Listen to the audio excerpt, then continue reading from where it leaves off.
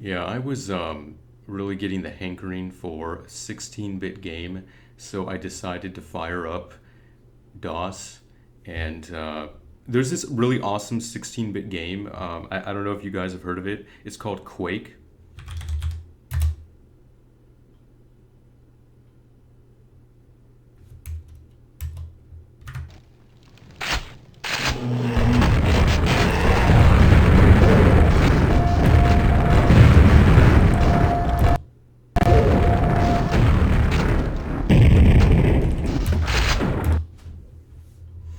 So even though this game requires a Pentium CPU, and requires 32-bit instructions and a floating point, uh, unit on your CPU, apparently it's a 16-bit game because it runs in DOS, and we all know that every game that's programmed for DOS must be a 16-bit game because we're slope-headed troglodytes and can't comprehend the difference between contemporary modern operating system and DOS. I'm gonna try to get through this without laughing too much.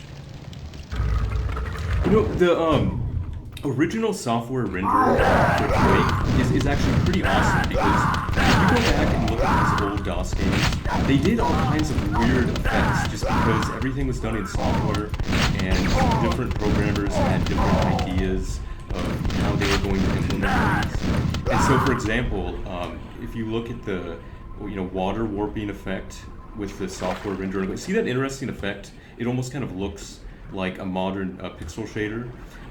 This water warping effect wasn't even in GL Quake because the early GPUs couldn't even do per pixel effects like that. So in a lot of ways, the original software renderer for Quake is more interesting, I think, than the OpenGL versions of it.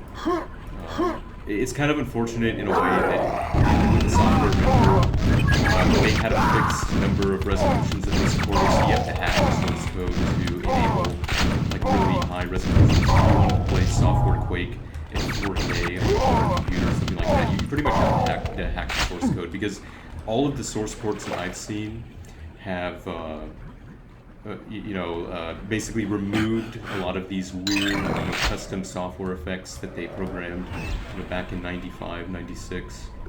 But I have my own build of Quake, that I modified in time, where I can run the Windows Quake higher resolutions because I still have my software Quake. But yeah, I mean, for a 16-bit game, this is pretty impressive. I mean, yeah, I had no idea that 16-bit games could do all this, advanced 3D stuff at this speed. That's pretty awesome, isn't it?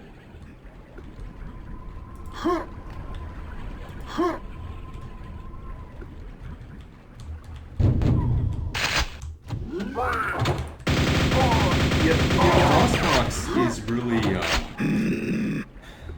kind of frustrating to use because it has a ton of input. Either that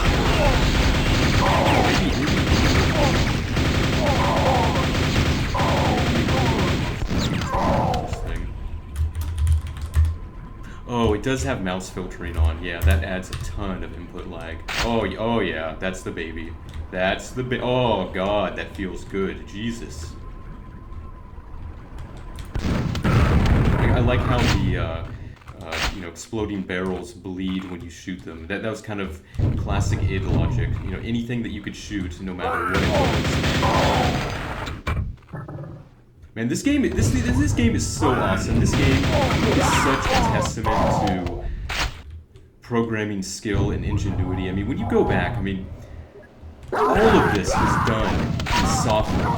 It's just so impressive. I mean, basically, even though he had some help with optimizations, I mean, essentially one guy made this over the course of a couple of years. It's so impressive. I mean, you go back and look at these old DOS games.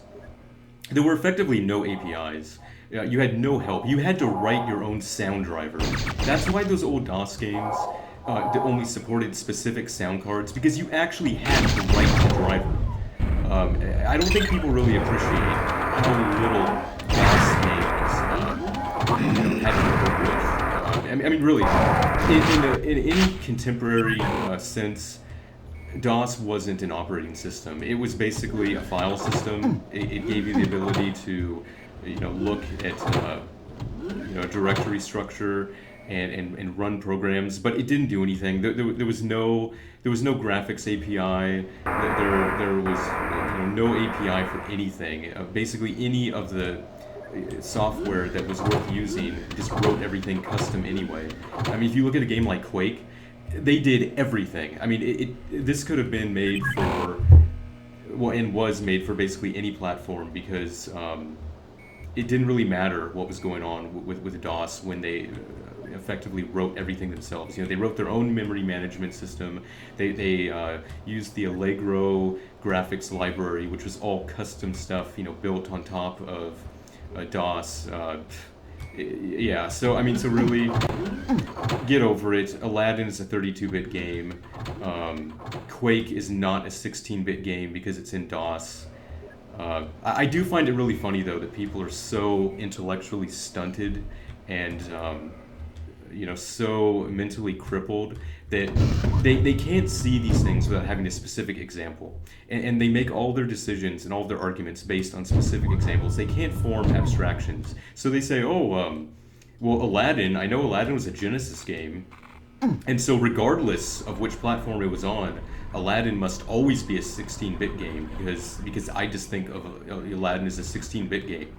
It's really funny when you think about the dumb ways that people articulate arguments like that. I mean, it would be like saying that the Saturn version of Earthworm Jim 2 is a 16-bit game just because it was originally on a 16-bit platform. It's really dumb. Being on DOS doesn't mean you're a 16-bit game. Far from it. So, I hope you enjoy this little jab. I mean, I hope you guys are enjoying this as much as I am. Oh man, that's a pretty hilarious thread.